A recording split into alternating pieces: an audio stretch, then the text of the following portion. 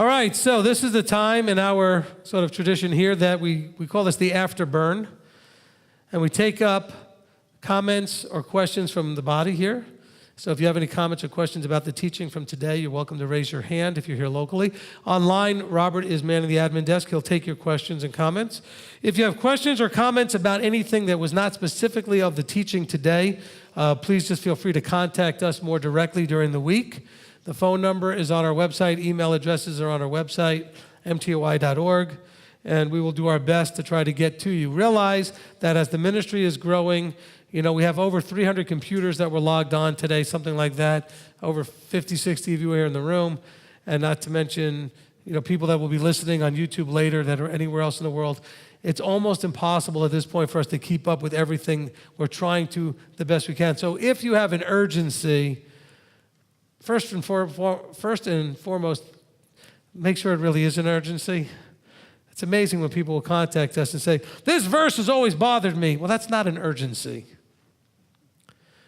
But there are many things that you're struggling with in applying the Torah that could be urgencies. Please contact us and even make your message marked urgent, and we'll try to get to you first. Yeah, I just had one thing. Okay. Because what I was thinking of while you were going through this, a lot of people talk about end times. They talk about getting ready in case everything hits the fan. And this should give them a wake-up call. Because along with getting ready, when you become a soldier, sailor, airman, Marine, whatever, you put on a uniform. You cut your hair, you shave your face, you put on a uniform. Okay, you look the part. You're not there. You just started. You got to go through training, but you're still not there. You go through several exercises. You're still not there. When the trials come, when you're put in harm's way, that's when your integrity shows through. That's when the truth of your belief comes out. So that's we can't just read about it. We got to live it. Excuse me. How will you be under fire? In other words, what he was saying is that it's all well and good to look the part because you're a soldier. They put the uniform on you. They clean you all up and make you look like a soldier. I mean, I could get a uniform right now. I mean, you see actors do this all the time in movies. You put it on. That doesn't make them a soldier. You can go through boot camp and training. That still doesn't make you a soldier, not ready for real combat. You go through some exercises. That still doesn't do it. It's not until you've been through combat and know what it really is like to have people shooting at you and have things really happening around you. Then it finally really dawns on you what it really is all about. But it also will dawn on you why they made you go through all of the stuff you went through leading up to that point. Because I'm sure that when people go through the military, and Robert, you could answer, or Zarek, or anything, when you first went through it the first time, they had you doing a lot of stuff that you sit there going, why do I need to do this? Okay, they said yes. But the bottom line is, then when you actually saw real, being in a real combat zone, some of that stuff, your brain goes, oh, that's why we had to do that, right? Okay? So just because you couldn't see it doesn't mean that you wouldn't need it. That's where belief and trust comes in. See, they trusted when they went through basic that the things that they were learning were going to be the things that would keep them alive and everybody else around them alive in a real situation. And by the way, you know what they had to eliminate to keep people alive? They had to eliminate some of the I. Well, I don't like this. I would rather do it this way, or that's my better idea. Well, you can't just do your idea when the guys who are in charge of deploying people in a certain way with a certain plan, just because you don't know the plan or can't see it, you can't say, well, I've got a better idea. People will get killed if it's not that you can't think, you have to trust.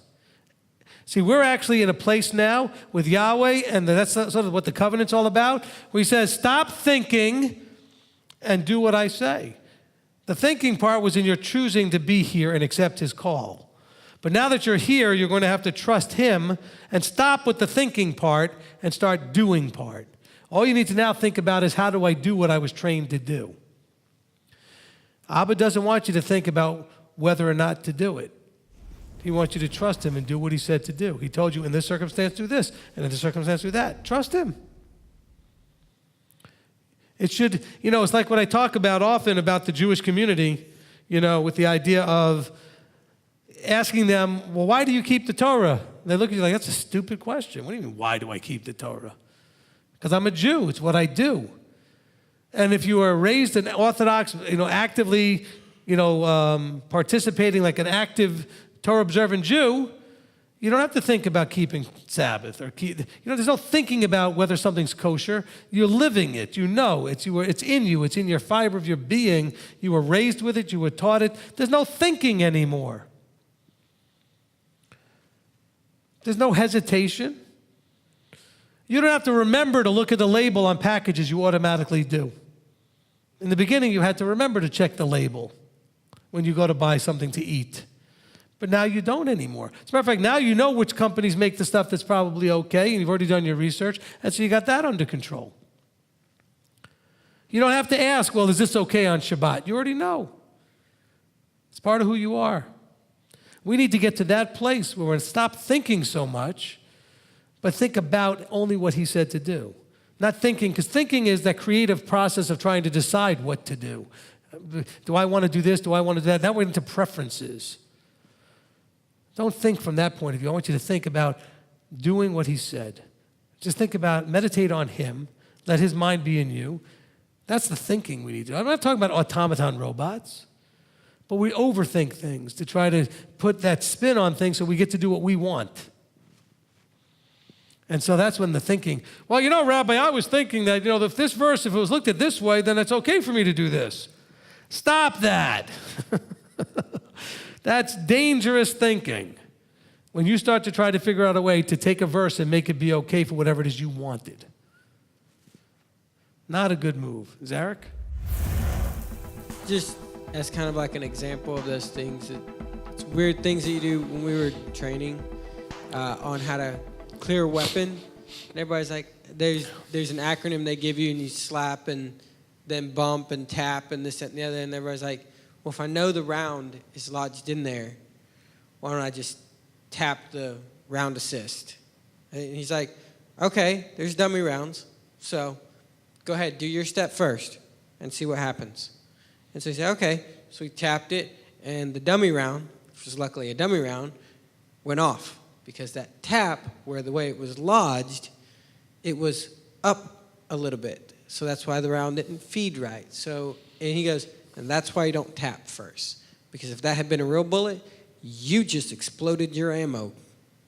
And now you're hurt, he's hurt, there's a whole bunch of bullets in front of you, bullet holes in front of you. Who knows what's in front of you now? Yeah, see, that's again, we always have to remember that the covenant was he speaks, we do, we listen, we hear and do. There is no place in the covenant that says that you need to evaluate it as to whether or not you want to do it. You should have evaluated that before you covenanted. The covenant is based on we know who he is, therefore we fully trust him enough to blindly agree to anything he would say. I would never recommend you doing that with a human being. I would never recommend you doing that with any but one being, the creator of the universe. We need to just follow and listen to him and trust him. And if we would do that, we would be okay. We would not stumble. That doesn't mean we wouldn't still have trials to grow us, etc., but we wouldn't stumble. Because trials can happen that have nothing to do with you stumbling.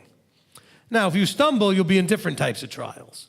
He'll let things happen to you to wake you up to realize, I stumbled. I should not have done that. Robert? From Monica, could you please elaborate on spiritual sacrifices or slaughters? Does that simply mean obeying Torah? Okay, the verse that we read in James, the first one.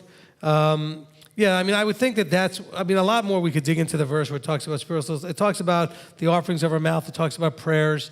But it really has to do with, again, coming into alignment with what he's talking about. Where was that verse? It was in verse... So in 1 Peter 2:5, so it was verse 5, but, okay, it says, you also as living stones are being built up a spiritual house, a set-apart priesthood to offer up spiritual slaughterings acceptable. Okay, so he's saying that you're a spiritual house. We're talking about you're being a house that's made according to the Great Spirit, which is Abba, Father, who is Spirit. Elohim is Spirit. And he says that you need to then do the things of the Spirit. So when you offer up spiritual slaughterings that are acceptable, what's acceptable to him? What we do in obedience to him is what's acceptable to him. And so we're led by of the Ruach to understand that submission. And so the other part of this is what we taught in understanding the Ruach, which is the idea of the Spirit means the fullness of the intent. Being filled with the intent of what was there. So he says, look, you also being built up a spiritual house, in other words, a house built fully on the fullness of how Abba intended it to be, whereas the rest of the world is not being built in the way he fully intended it to be. They're busy doing their own things. But you are trying to be built exactly the way he wanted things to be, so then you are to offer up spiritual slaughterings, acceptable meaning things that are your worthy sacrifice. It talks about things, other verses talk about what are things that are your minimal duty, your things that are expected of you. And that's of giving up your life, putting away your preferences, submitting yourself fully even unto death. These are slaughterings that are worthy. Okay? But there's a lot more. If you want to do a word study on that and go and dig into it, we could dig into that verse alone. I chose not to because I want to end this within like 30 parts or so. I'm kidding. I don't want to drag this out too much. You know, if I were to take any one of these things, I could have stopped in James 5 and spent the whole time there, or 1 Peter, or James 1. Any of these places, if we really wanted to, break it down and break it down and break it down. And by the way, that's what our Jewish brothers do. They'll spend months just on one sentence of a verse, because they'll spend weeks just on one word and understanding why that word was being used instead of a different word that might mean something similar. There's so much we could dig into, but I want to make sure we're not being too micro, so we get the big picture first. And that's what we're trying to get, is understand what is the message here, okay? The message is here that we are being built up by our Father. He's putting us where we need to be because we need to function as he says we need to function. And that is an offering that he would like. Obedience. Okay? He likes that way more than he likes the slaughtering of animals. He just wants us to obey, to trust him. Not just obey because we're afraid, but because we believe and we trust. Because we have that relationship. And everything he does is relational. Anybody else? Yes, one who wishes to remain anonymous. I'll know who you are, though. Well, no, I won't. I'm kidding. She kind of already typed it in on the screen too, so I don't have a screen, so it doesn't matter. Could you please expand on less when it comes to pornography and naked jokes that people send you? All right, so when I knew I was going to get taken out of context a little bit here. When I talked about lust, I wanted to make sure that I was not minimizing the actual sexual lust as being a problem. I just wanted to make sure we were not making it an exclusive focus. Pornography is a huge problem. Sexual jokes are a huge problem. Sexual desires, when they're focused on those that we shouldn't be focusing on, is a huge problem. Sexual desire for that one that you're supposed to be with, that you're married to, that's good. But these things are the lust, the things that are not being in the order Yahweh intended them to be. And so, yes, there are those that are out there that are, the world thinks it's hysterical. They think it's just the funniest, best thing to do off-color stuff, racist stuff, political stuff, men versus women, women versus men, sexual stuff, profanity stuff. All of these things get all the big laughs. Everybody thinks it's so funny. But we can get wrapped up right into that, and next thing you know, we're hanging out with the world, being like the world. We're supposed to be different. We're supposed to be set apart. And you know what? All of you, even the ones that whoever this person was referring to, all of them would never do these things if their mother or their father or their brother or whoever would be their sister was standing right next to them. They all have somebody in their life, if that person was standing right there, if they had something on their phone, they would shut it right off. They would never do that in front of that person. Well, your big brother is always standing right there at the door. We read that verse today. The judge is at the door, and he's watching you. You think he doesn't see all the stuff you're doing? All the pornography, all the lusting, and not just the pornography and the lusting. What about all of you who, back to Matthew, where Yeshua was talking about the ones that you wanted her or you wanted him, and that's what you meditated on. So you didn't have any pictures or anything, but hey, maybe you're starting an inappropriate friendship and doing too much texting and doing Facebook messaging with someone that's, look, if you're married, you should not be doing that if you're a man with any woman. If you're a woman, you shouldn't be doing that with any man. You're opening up a door shouldn't be opened. If you need to talk to somebody of the opposite sex, ask your spouse to do it or help you with it. Okay? There is some minimal contact that you would have in terms of functioning if you're working together, where you're just sending a simple conversation of, we're meeting at this time, or can you remember to bring this equipment? I'm not talking about that. I'm not saying as a woman you can never text a man and a man never text a woman. I'm talking about having a friendship, those kind of contexts. You're not chit-chatting. You want to chit-chat? Then figure it out with your spouse, because you guys ought to be the closest of chit-chatters or whatever. You should be able to talk to each other, and that should be your primary. If you can't, then that needs to be fixed. Now, if that, while it's being fixed, is not happening, then go find someone of the same sex. If you're a woman, find a woman. If you're a man, find a man to talk to and chit-chat. Don't go become good friends with someone of the opposite sex and do all your, relational stuff, because that opens up doors you definitely don't want to open. Oh, but she's just my friend. I'm sorry, but you're not allowed to have that kind of friend. You can be friendly. In other words, you're nice and polite to each other. But don't develop a friendship relationship where you're now sharing intimate stuff and you're sharing your cares and concerns and you're whining and griping, and this is who you go to. That's how it all begins. Next thing you know, you're in big trouble and the marriage is in big trouble. Well, you don't understand, Rabbi, my marriage is already in big trouble. Well, then fix it or end it. Don't do this. I'm sorry, was that too blunt? Fix it or end it. In other words, man up or woman up. Don't cheat. You want somebody else? Then do the right thing and then go get somebody else. Don't cheat. That's awful. That's so disrespectful. The pain that causes. Oh, but I want to have my cake and eat it. I want to have my spouse, and I want to have my little over here on the thing over here. Because I'm too embarrassed to stand up and admit that I'm not the man or woman to be in this marriage. I'm not strong enough to admit that we really need real help and to go ask somebody like the rabbi for help. I'm too embarrassed. I'm too this. I'm too that. Life's too short. Stop all that. One day, you stood in front of everybody that you knew and confessed the everlasting love you have for that person you're married to. Go watch that video. A lot of you have a video. Go pull it up. And remember that that's what you said. Oh, yeah, but you know what he's done since then? You know what she... But you were there once. There was a reason you were there. Now, if you were there for all the wrong reasons, well, now you're really living and lying in a bed that you made of your own creation. You got married for the wrong reason, that's your fault. There's fixes for that. Counsel about it. But don't be going to seeking after other stuff while you're still married. Don't be disrespecting that covenant. Do not do that.